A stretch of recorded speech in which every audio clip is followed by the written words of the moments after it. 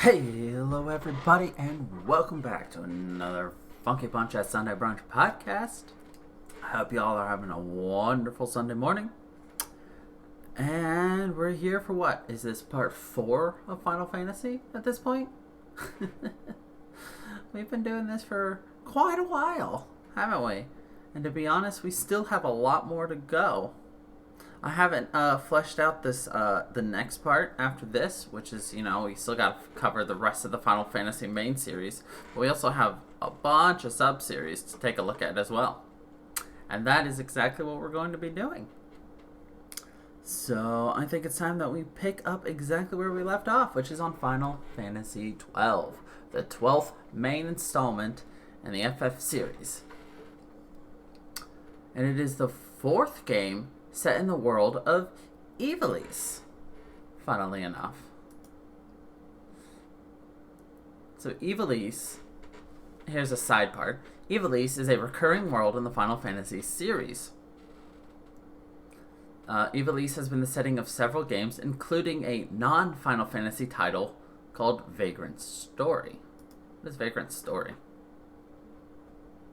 An ARPG for the PlayStation. Solo dungeon crawler.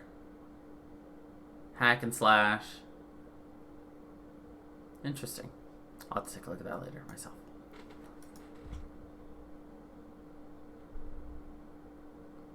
But, anyway, Ivalice.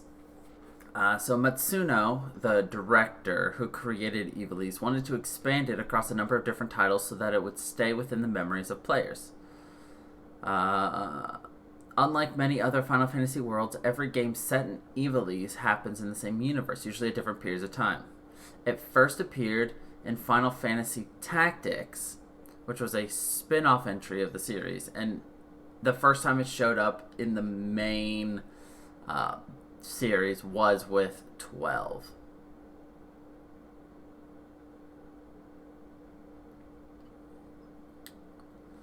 So the stories set in Ivalice tend to be narratives, so the events of Final Fantasy Tactics are being told to the player by Arazlam Durai. Vagrant Story appears to be an investigative report on the Greylands incident. Then Halim Andor IV narrates some of the story of Final Fantasy XII from his memoirs, and then Penelo and the rest of the party are implied to have written the story of Final Fantasy XII Revenant Wings.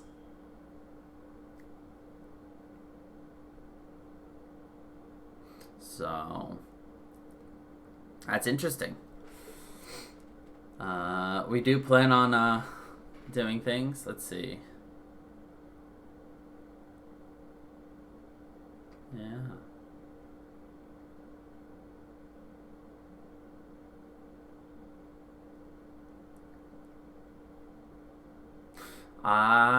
Yeah, that's going to be interesting. Anyway, back to what we were doing. So Final Fantasy XII was released in March of 2006 for the PlayStation 2, but it was later re-released in Japan as an international version titled Final Fantasy XII International Zodiac Job System, with heavy changes made to the character development system by introducing jobs. This version was re-released worldwide in 2017 for PlayStation 4 and on Steam in 2018 as an HD remaster containing new updates entitled The Zodiac Age. And of course it was re-released in 2019 for the Switch with some minor updates. So as we know, the game is set on the continent of Ivalice, in which the Arcadian and Rosarian empires wage an endless war for power, and Dalmasca has been caught between the two and annexed by Arcadia. Dalmasca's princess, Ashalia Bnargan Dalmasca, has created a resistant movement against Arcadia to avenge her fallen kingdom, and along the way is united with a band of allies to seek a power capable of defeating the Arcadian Empire. FF12 features vastly different gameplay from previous entries, with the most notable differences being the elimination of random encounters in favor of engaging enemies on the field with no separate battle screen using the active dimension battle system. So, characters are controlled by menu commands or programmed using a gambit system. By purchasing license on a license board with LP, characters can unlock the ability to equip new weapons, armor, and accessories, as well as make use of abilities such as white magics, black magics, time magics, green magics, arcane magics, and techniques. In the original, each character uses the same license board, but in the Zodiac release, different license boards are used for different jobs, with characters each assigned a job. Locations are connected by an open world map rather than a world map, with many side quests available to the player, such as HOTS. Final Fantasy XII received widespread critical acclaim and has retrospectively been listed as one of the best in the series. It spawned a direct sequel, Final Fantasy XII Revenant Wings, for the Nintendo DS. Something to consider? Question mark. Gameplay. Like most of the other games in the series, the player characters will level, gain skills, cast magics, use summons, limit breaks, and fight monsters. But there are some giant differences in gameplays from the previous games. So, character development. To gain levels, the player must defeat enemies in the field to earn experience. Only alive and active party members receive experience. If there are multiple active characters in the party, the amount of experience will be divided evenly. Boss battles give no experience, but they do still give you license points, which is used to purchase license on the license board to learn new abilities and become able to equip new types of equipment. Unlike experience, even reserve party members receive LP from battles. An individual's character's ability to use techniques, magics, augments, weapons, armor, and accessories is governed by these licenses. Like the sphere grid in Final Fantasy X, but less linear, the player has control over each character's individual development. In the Zodiac versions, what abilities a character can learn and what equipment they can use is dictated by their job. Once the player chooses a job for the character, it cannot be changed in the PS2 and PS4 versions. The Nintendo Switch, Xbox One, and Steam versions, Mont Blanc, will reset the player's license board when asked to cleanse Centurio Hall and return all LP. What's funny is that update for Steam with Mont Blanc being able to reset the license board occurred after. That update came like a week or two after we beat 12. Magic.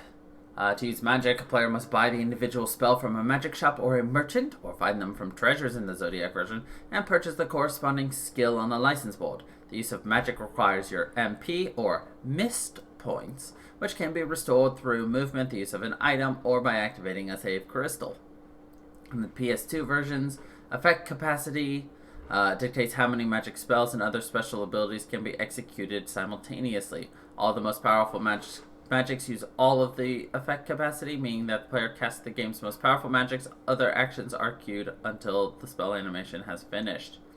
This limitation is no longer an issue in HD re-releases. Then there are summons, or espers as they're called in this game, are obtainable through finding and defeating them, unlocking their license on the board. There are 13 espers. 5 are found through the storyline. The other 8 are lurking in hidden areas. Each esper can be purchased on the license board after the player has defeated them. Only one character can purchase any specific esper, and that esper is linked to that character, removing its license from the other character's license boards. When the character summons the esper, it replaces the other 2 party members. The esper will briefly remain and fight as long as the summoner remains conscious. Once the time is up, the esper will unleash a special attack, given that the requirements for it are met, and then disappear. Summon uses a full segment of the MP bar for each rank the esper has. For example, the esper Bellius is a rank 1 summon and will use up 1 segment of the MP bar, while Zodiark, a rank 3 esper, will use up all 3 segments.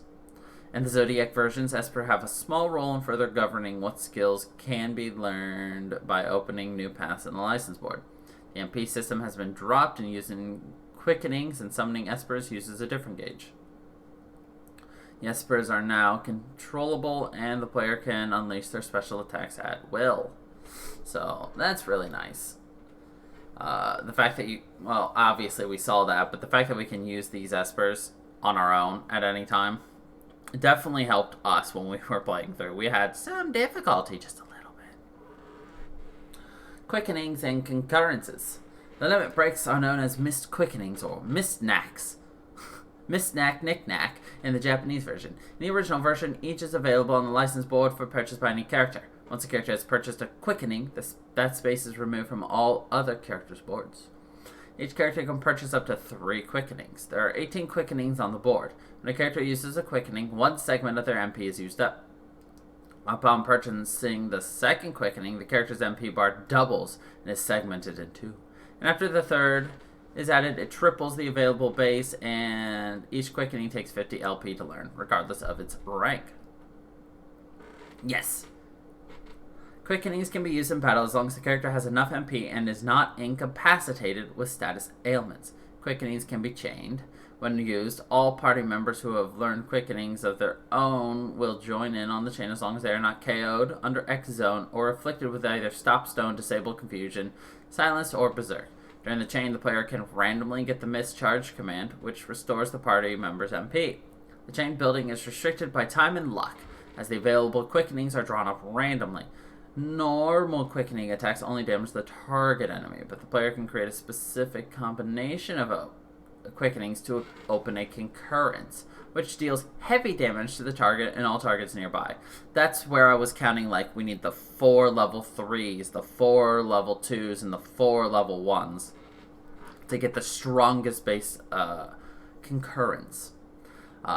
In the Zodiac versions, quickening no longer uses MP, but it has a gauge that functions closer to how limit breaks work in other games in the series. This meter can be filled up slowly by participating in battle, or fully by using an elixir, mega elixir, or activating a save crystal. Each job has 4 quickening licenses, costing 50, 75, 100, and 125 LP. Once 3 quickening licenses have been activated, the remaining one will disappear from the board of that character. This is most relevant to the Shikari, whose ninja sword licenses are locked behind quickening. Bum, bum, bum. Battle. FF12 uses a battle system called the Active Dimension Battle. There are no random encounters, as monsters move freely across the land and battles are conducted on the field map without transition. Enemies rarely surprise the party, although flying creatures attack from a higher elevation and other creatures will spring out of the water or ground to attack. Docile monsters can become hostile if the party provokes them, such as by casting magic in the vicinity, or if the player attacks other characters of the same genus. Combat can be controlled manually or programmed via the use of gambits. The player can create a list of commands and dependencies to be carried out automatically by the character to simplify the combat system. All commands relate to the character itself, the character's allies, or the enemies on screen. The player can choose between wait mode, which is default, and active. In wait mode, time freezes when the player is choosing the commands, but only one action can be executed at the time. If the game config is set on active, multiple actions can be executed simultaneously, as long as the effect capacity is not saturated in the PS2 version. The player controls one character at a time, called the party leader, but the player can change party leader at any time. If the party leader is KO'd or otherwise incapacitated, the game prompts the player to choose another leader. The player can have up to 3 party members at any time, and the rest are kept in reserve of the party. Reserve members can be swapped in at any time, unless the character is currently being targeted by an attack or a spell, or if the character is performing an action. The player is able to swap fallen allies, meaning the player will only get a game over once all party members in both active and reserve parties are dead. Because battles take place on the fields, the escape command works differently than in other games in the series. To escape, the player must run away, which can be aided by holding R2 to stop all character actions, although using this feature makes the characters unable to evade enemy attacks. Some enemies stop pursuing the player characters once they have moved far enough away, but some are more persistent and can only be thrown off by zoning out. Boss battles take place in closed arenas and cannot be escaped from, obviously. Next up is battle chains. A battle chain is initiated when the party deals 2 or more of the same when a party defeats 2 or more of the same type of enemy in a row. A battle chain level will increase as the party continues to consecutively defeat enemies at the same time. The battle chain increases with each battle. Enemies will begin to drop rarer and multiples of items, and with higher levels. Activate healing and buffs on the player's party. If the player kills an enemy of a different type, enters the settlement, any area where only Vaughn is controllable, or touches a save crystal, the chain will break. Traps are littered across the landscape, and when stepped on, deal damage and or inflict a party with a status ailment. Traps are normally invisible, but appear as glowing red circles if a party member is under the effects of Libra. Traps can be avoided by using float or the steel pylons accessory that makes the party invulnerable against traps. Some traps benefit the party by granting a positive side effect and or healing the party's HP. It's kind of like a coin flip where you lose most of the time. Treasures. Unlike in other single-player games in the series, the treasures that are most often randomly spawning contain random treasures. The treasures can be respawned by zoning 2 zones out, or 1 zone in the Zodiac. Treasure can contain gambits in the original game, equipment or items, and there's even a small chance of receiving rare treasure if you're wearing the diamond armlet. The original version also has so-called forbidden chests, when claimed, prevent the player from obtaining the game's ultimate spear, or the Zodiac Spear, and the Necro Hall of Nabu Dis. However, this feature was removed in the Zodiac features. So in the original game, there were about 6 treasure chests that you were not supposed to pick up. If you picked them up, you were locked out of getting the Zodiac Sphere. Now it's super difficult to get. And we didn't. So, except weather and terrain. This area's weather and terrain affect the accuracy of ranged weapons and damage dealt by elemental attacks. In stormy weather, crossbows and bows accuracy is reduced. And, for example, in rainy weather, lightning damage is boosted while fire damage is reduced. While terrain is mostly fixed, apart from the Giza Plain that shifts between dry and wet season, weather is often random, depending on what possible weather effects are available for the area.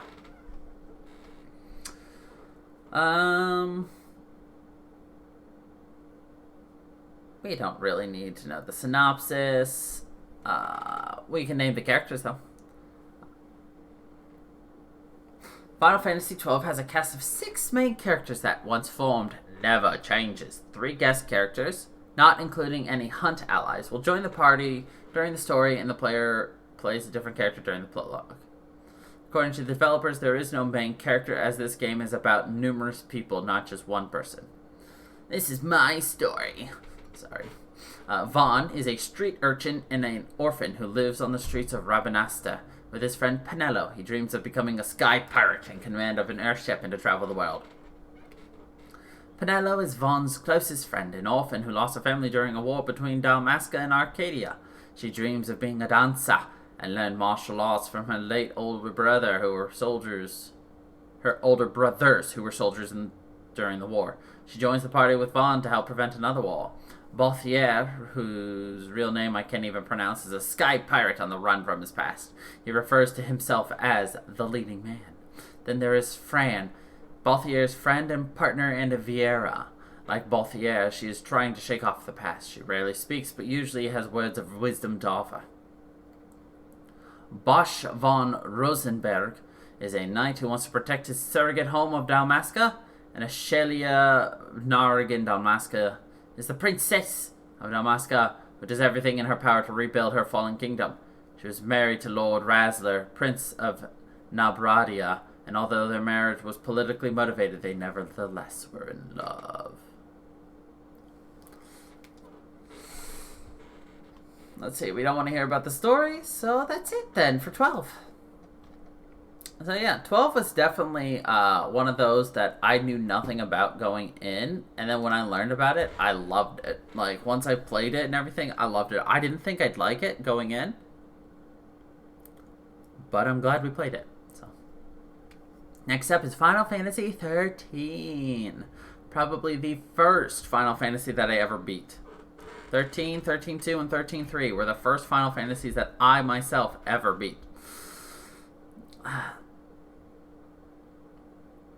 So, Final Fantasy XIII is the 13th main installment in the FF series and the flagship title of the Fabula Nova Crystallis Final Fantasy sub-series, developed and published by Square Enix. It was released in December of 2009 for the PS3 and Xbox 360, and has since been re-released on Microsoft Windows in 2014. The game runs on the Crystal Tools engine. Oh, it was the first multi-platform Final Fantasy game and the first to be translated into traditional Chinese. Final Fantasy XIII is set on the world of Grand Pulse, above which floats Cocoon, an artificial biodome on which humanity lives, fearful of the surface world.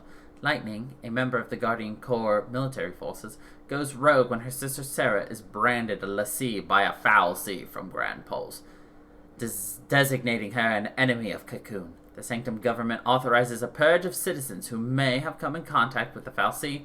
Lightning meets up with the pilot, Saz Katzroy, on her way to find Sarah amid the purge. Also caught up in the purge are Snow Villiers, Sarah's fiancé and leader of the anti-authority group Nora, and the civilians Hope Estein and Araba Diavanil. The five come into contact with Pulse foul sea Anima and are branded lessee, seemingly with a focus to destroy Cocoon. So the gameplay makes use of another unique battle system, the Command Synergy battle system, a more fast-paced, menu-based combat system that derives from the ATB system. The player controls the party leader, and only the party leader, and chains as many actions as there are ATB gauges, with different actions consuming different amounts of the ATB gauge. The party's abilities and actions are determined by the current paradigm, with combat requiring the player to shift between paradigms and to level the paradigm rolls via the Crystarium system. The game's first half is incredibly linear, while the later half opens up once the party reaches Grand Pulse. Yeah, once you hit Grand Pulse, I mean, we had an entire month or two of us just doing side quests. Once we hit 13-1 Grand Pulse, we did a lot of non-story. Final Fantasy XIII received generally positive reviews from most outlets, who praised the graphical presentation and battle system, while the story received a mixed reaction and criticized the linearity. Final Fantasy XIII was commercially successful, with 6.6 million copies sold. The sequel, Final Fantasy XIII 2, we'll talk about that soon, was released in 2011, and the second sequel, or the third, was released in 2014. In total, the Lightning Saga has sold more than 11 million copies worldwide, which is kind of small if you consider most of the other games sold 11 million on their own, not with 3 games, but whatever. Anyway, so gameplay. The game's progression is chapter-based, and in most chapters, the player will see the story through different characters' views. Players can move around the field map while controlling the party leader. The other party members moving independently, sometimes running ahead, engaging in dialogue, or stopping to look at objects on the field and pointing things out of interest to the party leader. Other party members being far away from the leader does not affect their participation in battles that take place in a separate module. Players can jump, but only at specific jump spots marked on the map. Enemies will appear on the map and battles initiate when coming into contact with them. Treasure chests can't be opened near a monster. There are several instances where monsters are guarding treasures and must be banished to collect the loot. Shrouds can be used to move about the field without engaging enemy encounters and to bestow the party with buffs before the battles start.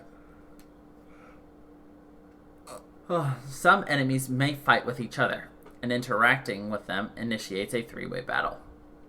Players can't set the party or the party leader until very late into the game. By diversity is brought in via the paradigm shift system. The party leader, being incapacitated, will spell a game over. But the player will simply appear at the point on the field right before they initiated the fight, and they may either re-attempt the battle or leave it. Final Fantasy XIII is the 4th main series FF game where the player did not routinely win gil from battle. Instead, money is gained by treasure spheres and selling items. Save stations allow the player to save and access the retail network where items and equipment can be bought or sold. So, the Command Synergy Battle System. This battle system has been described as more tactical than Final Fantasy X and faster than Final Fantasy X-2, and almost as seamless as Final Fantasy XII. I do agree with all that. It did feel like it flowed incredibly well, and battles were just kind of like, you were just... It was close to an ARPG with that. The enemies are visible in the field. When the player runs into them, the screen will light up and the scene switches to a vast blank battlefield, making the start of a battle where the player can control one character out of a party of up to 3. After a certain point in the game, the lead character can be switched out of battles. The Atb Gauge is divided into sections. Each command has a numeric value referred to as the Atb cost next to the name, indicating how many sections it will take up, allowing the player to either input several commands per turn or just one command per turn. You don't have to let your Atb bar fill all the way or fill it all up with commands. You can execute like one small command if the character is basically dead, or you can execute all 5 segments if it's going to take forever.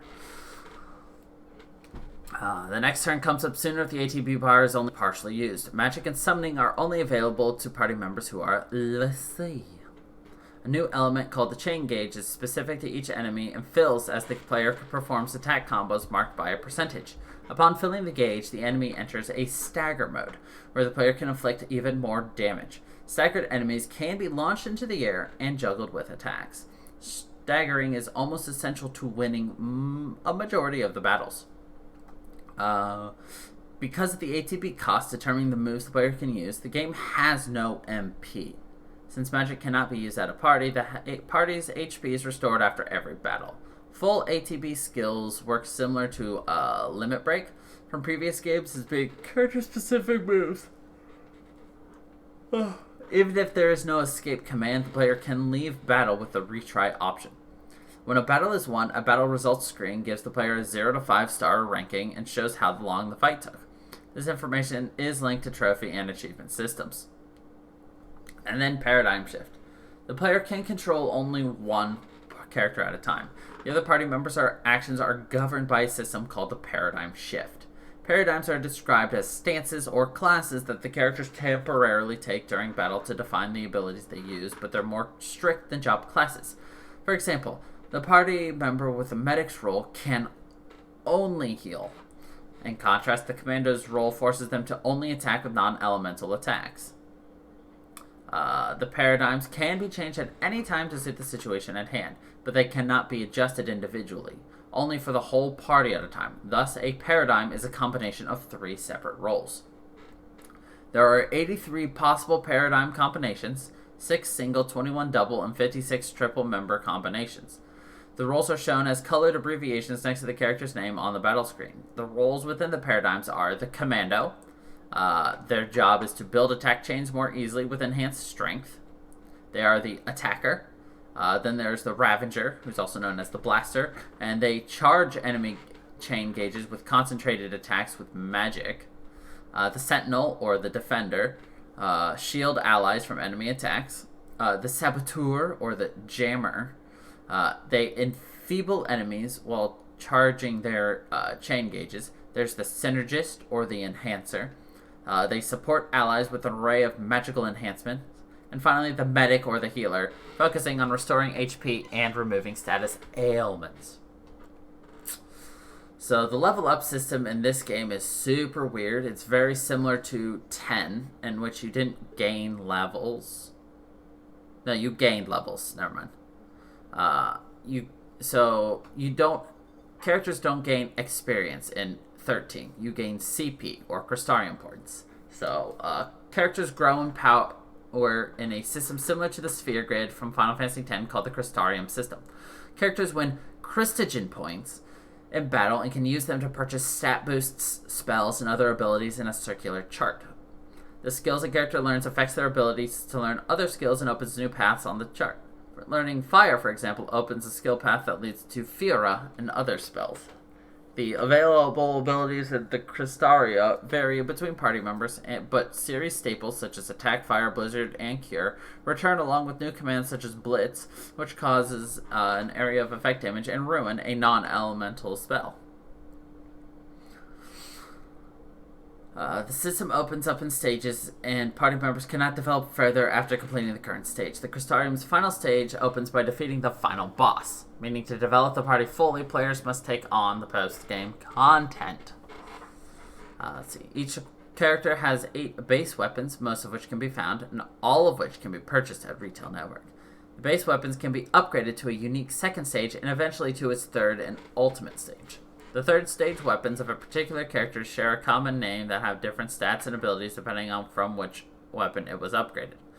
All characters can equip all accessories. Each character can initially equip one accessory, but the capacity can be increased to up to 4 through the Crystalria. In addition to basic enhancements provided by weapons and accessories, when a character equips equipment pieces belonging to the same synthesis group, which is a hidden property, the wearer grants additional passive enhancements, such as increased Atb Gauge recharge rate. The base enhancements, weapons and accessories, the base enhancements that weapons and accessories grant can improve by leveling the items up by applying various components to give them experience. When the weapon accessory reaches a certain number of EXP, it can be upgraded to a new level. Once it reaches a certain level, usually 25 for weapons and 2 to 5 for equipment, the level is replaced by a star, at which point standard components can no longer upgrade it. It can now be transformed with a catalyst into a new stage of the same class of equipment, but with a new name. Then it could be continued to level up higher for higher bonuses. However, some accessories transform into an item in an entirely different synthesis group. There are 3 types of components: biological, mechanical, and monetary. Creatures drop biological, although they don't generally have a high XP value. They increase the EXP bonus, meaning that subsequent components will yield up to 300% more. Mechanical components drop from mechanical enemies and give a high number of EXP at the expense of reducing the EXP bonus. Therefore, biological components should be used first to build up the EXP bonus before using mechanical components to add experience. Last type is the monetary, which is dropped by humans. They have a normal EXP value, but they're intended to be sold for gil. Summoning. Summons return as Eidolons, linked with the powers of the Lassie. Playable Eidolons include the Shiva sisters, Odin, Bahamut, Alexander, and 2 new summons, Brynhildr and Hekatonakar. While Ifrit, Carbuncle, Valfor, Ramu, and Siren make an appearance, they are not playable. The playable Eidolons have a mechanical design and the power to transform. The Eidolons are both used as gameplay feature and as plot devices. Each character has 1 Eidolons, and Eidolons replace the party members besides the summoner when called. Eidolons are summoned by the use of technical points, or TP, which are won after battles. Instead of HP, Eidolons use summon points, SP, to indicate their health, but SP also decreases over time. Once SP is depleted, the Eidolon will disappear, and the party members will return. Each Lassie must win the approval of their respective Eidolon by defeating them in combat. Besides summoning Eidolons to fight alongside them, each Eidolon can transform into a form the summoner can ride in a mode called Gestalt mode, or driving mode in the Japanese version. Combat becomes more action-oriented, with the summon able to perform various special attacks with certain button combinations. Each Eidolon's Gestalt mode includes a powerful finisher that will end the summoning. The Eidolon's Gestalt gauge determines how long the Gestalt mode lasts, as the gauge fills as the summoner builds attack change with their Eidolon. And then missions. Grand Pulse has several points marked with Seath Stones where the party may accept missions. These are similar in function to the hunts in Final Fantasy XII and involve battling one of the many monsters around Grand Pulse. They are not part of the main story, but players can experience foci of past Lassie who failed to complete their assignments, and thus their targets are still alive. It's up to the player whether to defeat the specified enemies, some of which have been compared to by the staff to mountains towering above the party, such as the Adamantoises.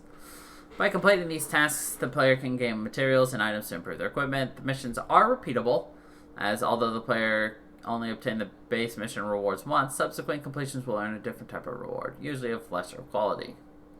Replaying missions is likely required to attain all achievements or trophies, as one needs a 5 battle star rating for all missions. Oh boy! We're not going to jump into things because spoilers. And I'll tell you what the main theme of the game is, which is challenging a God-given fate and the concept of willpower. One thing I do enjoy about Final Fantasy is all of their themes are just so unique. Like, you go in expecting one thing, and then you're just thrown for an entire loop, and you get something completely different. So, I like it. So let's move on to Final Fantasy XIII-2, the direct sequel of Final Fantasy XIII, and also part of the Fabula Nova Crystallis Final Fantasy series. This game takes place 3 years after the events of 13 and depicts the story of Sarah Farron's journey across time and space to prevent the end of the world while searching for her missing sister Lightning. This was released on December 15th of 2011. So, Final Fantasy XIII-2 retains the command synergy battle and the paradigm shift systems from its predecessor. And the battle system is simply a more evolved form of the battle system from Final Fantasy XIII. One new gameplay element called the Mod Clock has been added. The player must attack monsters on the field before the time is up to get the upper hand in the ensuing battle. When the player attacks a monster, the screen lights up, and the scene switches to a battlefield, making it the start of a battle.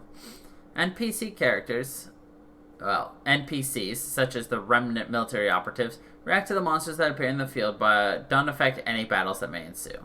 Another new feature is the Paradigm Tune, which enables the player to customize how the AI control party members use their abilities in battle. Although the player still controls one out of the 3-member party, they are able to initiate the Change Leader option to change party members they control during battle. If the current leader is KO'd, the party leaders automatically switch to the other human character. The defeat of the human characters in the party results in a game over. Characters grow via a revamped Crystarium system, and they have levels, unlike the previous game. Gained by moving through the Crystarium, each character's Crystarium is no longer in the form of tiers, but now takes the shape of their respective weapon, and includes all possible paradigm rolls on the singular Crystarium, similar to the sphere grid from Final Fantasy X. So I did not like the revamped Crystarium system, because if, for instance, you're working Sarah as a Ravager, and you're just like, oh man, I should probably get some medic. And if you're basically like level 99, Ravager, then you're level 100. You're level 99, period, which means the cost to get through that first level of medic is the cost of being level 99. So it kind of hurts you to both, like, spread out and dial it in at the same time. It's a little annoying, but, what can you do, really, is the issue. So, as the player advances through the Crystarium, they may choose which paradigm roll to level up and gain stat increases alongside the level increases. Characters learn different abilities at certain levels throughout their paradigm roll growth. Unlike Final Fantasy XIII, there is no cap on how much a character may grow in a Crystarium at any given time. The weather or climate type in an area affects your battles, and at one time an uncontrollable guest joins. Summoned monsters return, but are not in the same form as those in the original game. Monsters can be caught, trained, and used as party members through the Paradigm Pack component. 3 monsters can be held at a time, and they automatically switch to the role a player shifts to in the paradigm. Players can customize a monster's stats via leveling up through items, and adornments can be given to change their appearance. There is the Feral Link system, which players can use special abilities from the monsters in the party by pressing a combination of buttons once the synchronization gauge is filled. A new form of damage, called Wound Damage, lowers the target member's max HP during battle and can only be healed by items, giving further incentive to defeat enemies as quickly as possible. Players are given timed button presses similar to the reaction commands of Kingdom Hearts during cinematic actions, or, QTEs, which absolutely suck. QuickTime events are the worst. These are also live sequences or real-time cutscenes that occur to progress the story, meaning the player maintains control of their character, although the camera is focused elsewhere. Another new element, called the Live Trigger, allows the player to choose their response in a conversation. The player character can engage in conversations with NPCs with speech bubbles, and the other characters in the party wander the area getting into conversations on their own. A new dungeon minigame system has been added called Temporal Rifts, which we absolutely hate the clock minigame, where the player must guide the character through various puzzles. Another new gameplay element is the Historia Crux feature, or the time travel system, in the game that can be accessed through the use of time gates throughout areas on the field. The gates are activated by finding artifacts in various ways, such as in hidden treasure chests, using Mog. By resetting the gates, Noel and Sarah can redo their adventures. Using Historia Crux, the player can choose the location or area to travel to. There is a gate matrix, where players select their next location based on the game's AF, or After the Fall of Cocoon, timeline. Players can access the save and main menus through gates. Each character has 4 slots for equipment and a maximum load they can carry. The players can use these points up in any way they like to, using them for defensive gear or stat bolstering accessories, but cannot exceed the limit, which is really an issue. Your limit is incredibly low, and it's like you'd have to use the worst of the worst equipment just to use up all 4 of your slots. It's annoying. Monsters in the party can be renamed and equipped decorative items that change their appearance in battles. Monsters grow by using items, unlike the human characters who use the CP. Players can buy some of these weapons, armors, items, and monsters training goods from the merchant Chocolina. Serendipity is an amusement park complete with a casino and minigames such as chocobo racing and slots, which has been compared to the Gold Saucer in Final Fantasy VII.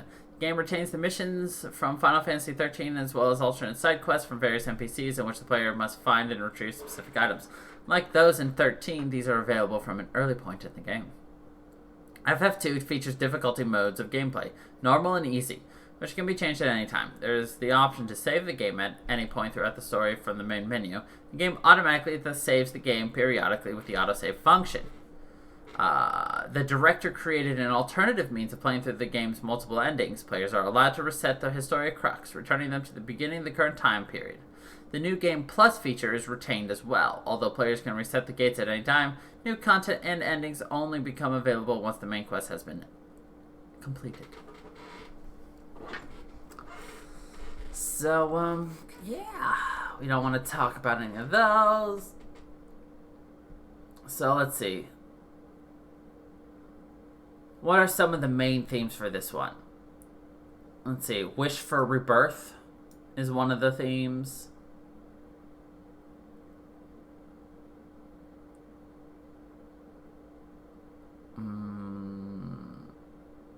Yeah.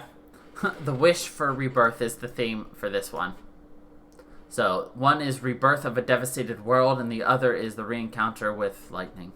The wish to rebuild, obviously, is came actually due to the aftermath of the 2011 earthquake and tsunami that hit Japan. Funnily enough. Somebody else said that the theme is, the future is unknown, but you can keep going as long as you have hope. Very nice.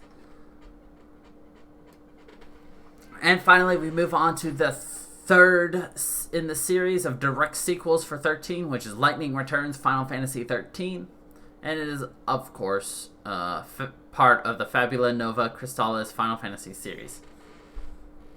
Intending to end the Final Fantasy 13 trilogy, it features Lightning as the main protagonist. The game takes place 500 years after the events of Final Fantasy 13-2, where Lightning is tasked with saving the souls of humanity in a world headed for destruction. There were a lot of really unique things in 13.3 that I actually really enjoyed. Like, it was very different. But it was good, Like, 13 had me 13.2 had me but 13.3 Lightning Returns, I like it more than I like 13.1 and 13.2. It's unique. And it's very good. There's nothing more I can say about it. Anyway, unlike Final Fantasy 13-2, the game's retail version contains the complete story, meaning players won't have to purchase DLC. Also, unlike its predecessor, the game has just one ending. The game's world, Nova Chrysalia, It's an active, open world with some platforming elements. Players have a high degree of freedom and will see new roads and cities from tall landmarks and can easily get lost. Nova Chrysalia has been designed similar to a tourist guide style seen in MMORPGs, and each team presented the continents in this style. 13's many areas were places the player could only pass through, but in Lightning Returns, there are many places to explore. Key words for the world's design are gothic, mechanical, and fantasy. Let's see. Final Fantasy XIII was announced to come for Steam in the wake of 13 and 13-2. However, the stated spring 2015 release window passed with no news. In 2015, tweeted the game was still coming for Steam, but could not confirm. It officially came to Steam in December of 2015. A little late. So, gameplay. Players take control of Lightning, the main character from Final Fantasy XIII, as the sole playable character. She traverses freely over the game's variety of terrain and can jump on obstacles such as telephone poles and use elements of stealth. Her abilities differ based on her elevated height. The developers have aimed for a world where the player would be able to reach almost everything visible on the screen, and there are no load time between areas unless the player either teleports, uses a vehicle, or there is a storyline event that transports the player somewhere else. The game has an open world structure, and the explorable area is bigger than what it has been in previous FF titles, and the player may not have time to visit everywhere on their first playthrough. Except for, someone like me who did literally everything in a half. I don't think there was a single thing we did not complete. There was one thing we did not complete, and that was beating that other super boss in 13-3. Other than that, we basically did everything in the game. We did all side quests, all jobs. There were 2 side quests we could not do. One was beating the super boss, and the other was defeating every last one, which we could not do unless we beat the super boss.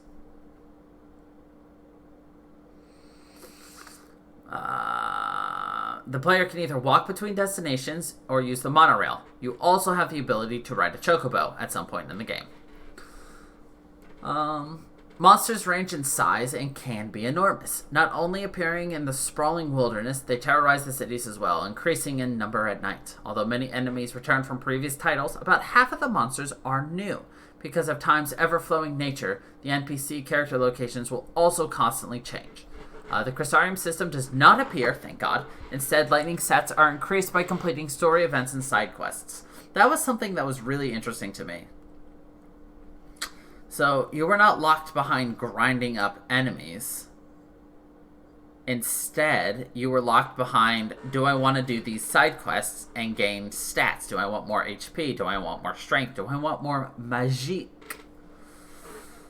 It was definitely a lot. It was different. Way more different than anything else. Like, I can understand locking things behind,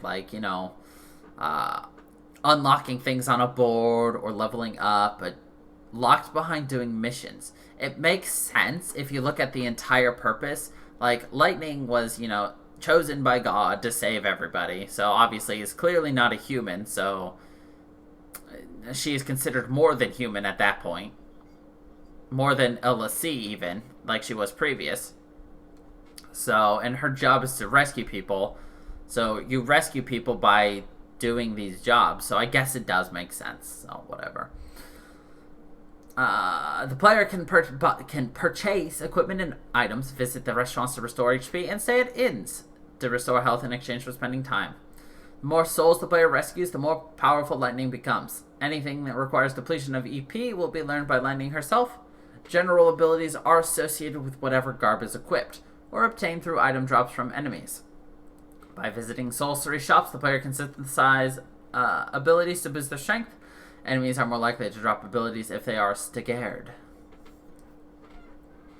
So, battle. Enemies are found on the field, and Lightning can sneak up on them to perform preemptive strikes. And if Lightning can strike first, the enemy will lose 10% of their starting HP. If Lightning strikes an enemy before they notice her, they'll lose 25. If an enemy comes in contact with Lightning, the battle will start with her losing 5% of HP, unless you're playing in easy mode. The battle system is heavily modified version of the Command Synergy battle system the two previous games used, and features real-time features such as freely taking control of Lightning's movements and attacks, and a real-time block, dodge, and counter system. New combat system is named the Style Change Active Time Battle, the SAT-B. Players can assign 4 commands to the controller's face buttons, and instead of selecting commands, the players will press buttons that correspond to the individual abilities. There are also timing-based mechanics. Though the battle system is of an ARPG, it features an Atb Gauge, and every action depletes this bar. By tilting the left analog stick, the player can move Lightning along the battlefield. So it's an ARPG with JRPG features. Lightning will have a variety of different weapons, but they will all be close-range ones. Magic is reserved for ranged combat. For most abilities, Lightning will move automatically to the correct range to execute the desired attack. 13.3 Lightning Returns features boss battles, with the key being destroying various body parts of the monster.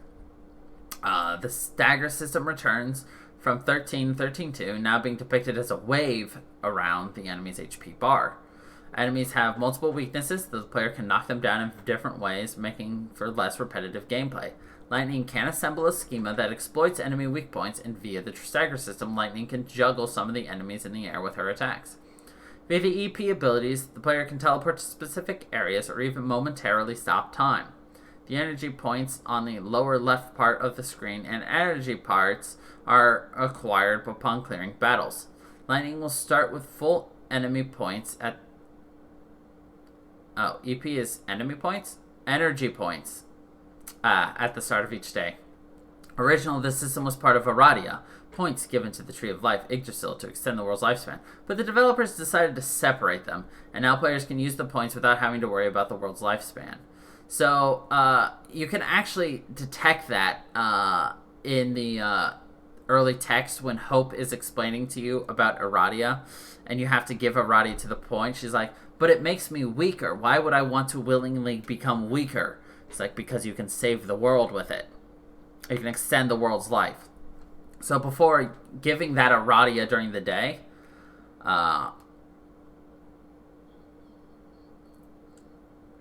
it's one of those, you'd have just less EP, but then if you just battle enemies, you get it back. You just start at a net negative. So...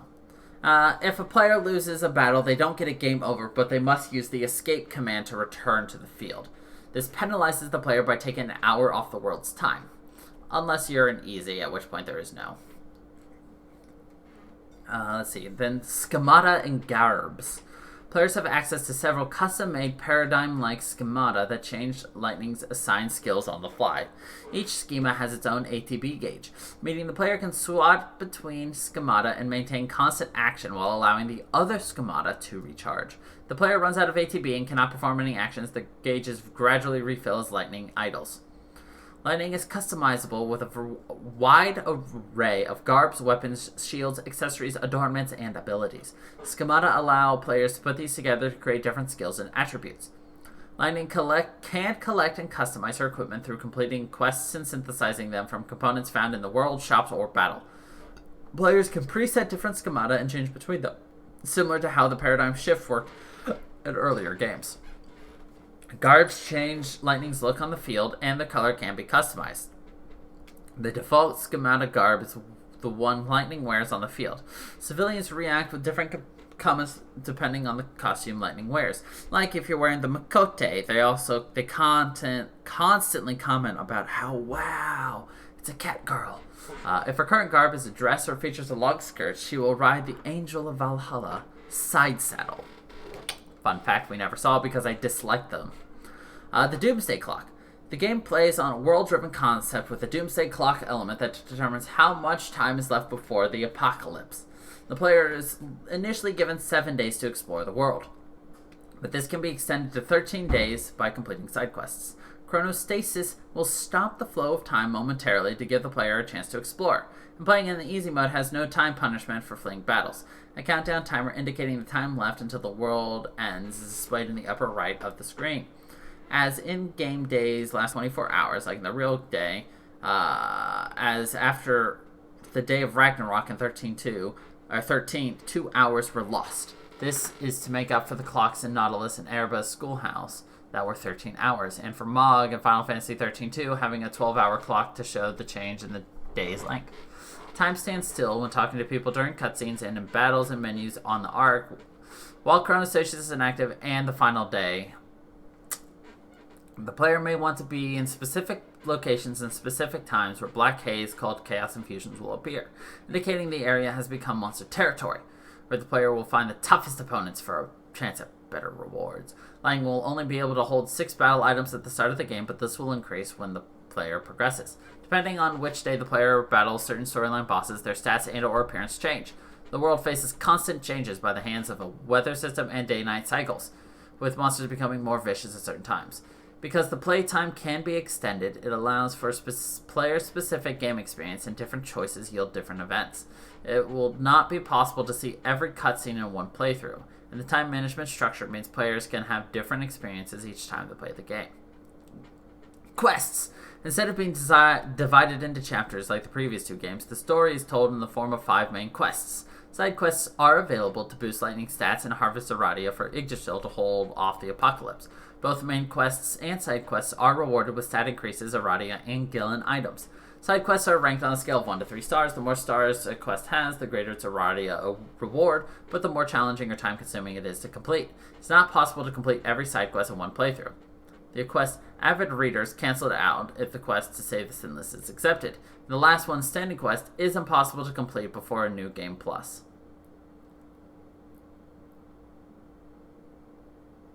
Yeah. Outer World Services. A new function was incorporated so players could post screenshots or messages on a community board via social networking. This service closed literally within like 3 years.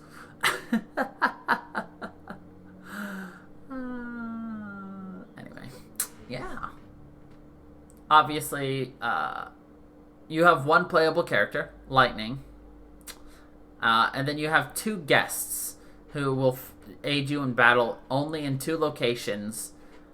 One, anytime you're in one world or one map, and the other one only for a small amount of time in 2 different areas. There is a lot of DLC content and extras. Most of it's just like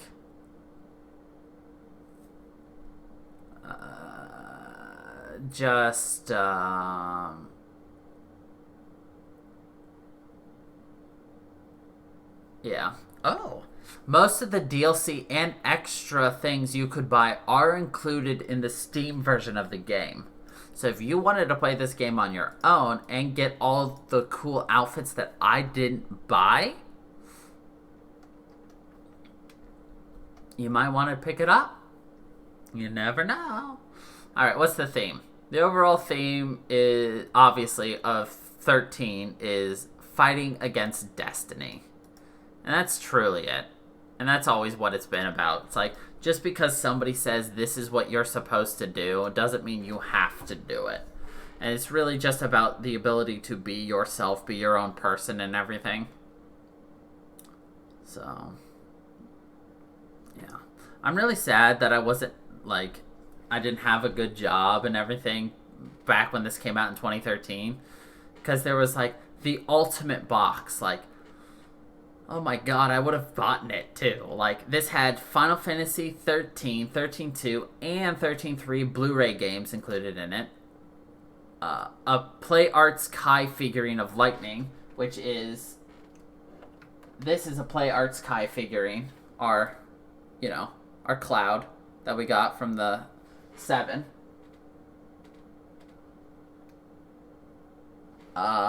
There was also the Ultimate Box special soundtrack. There was the Final Fantasy 13 Lightning artworks. And the Ultimate Box special stand. And there was a special Hori controller. But that was just for the Japanese release, though, sadly.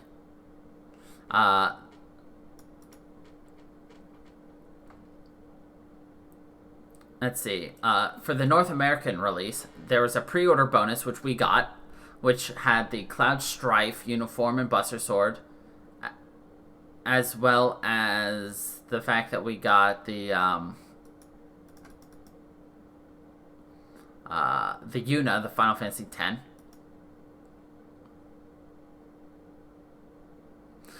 And then, of course, there was the collector's edition for North America release. Had a different cover art, included an 80-page hardcover art book. It was wrapped in a dust jacket featuring character designer Tetsuya Nomura's original drawings. It also came with a silver embossed pocket watch inspired by the game's theme that revolves around the Doomsday Clock. And it was only $90. I should have gotten that. Fuck. There's also a special PS3 controller in Asia for it. Man. Oh well. Anyway. Yeah, that was all of 13. Wow, we only got through FF12 and FF13, 1, 2, and 3. We still have 14 and 15 to talk about. And here's a question. Do you want me to talk about Final Fantasy 16 at all? Because they have released the synopsis for 16. The character and a little bit about the characters and the setting. We could talk a little bit about 16 if we want to next week.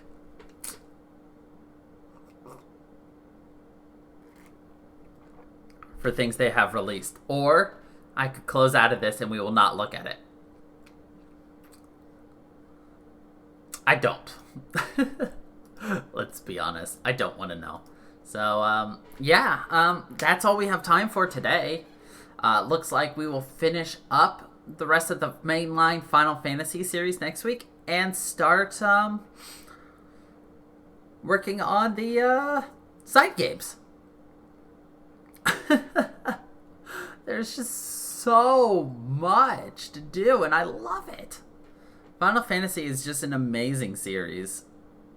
So, yeah. Thank you, everybody, for dropping by and chatting with me. I hope you all enjoyed. And until the next time, everybody. Stay funky, people.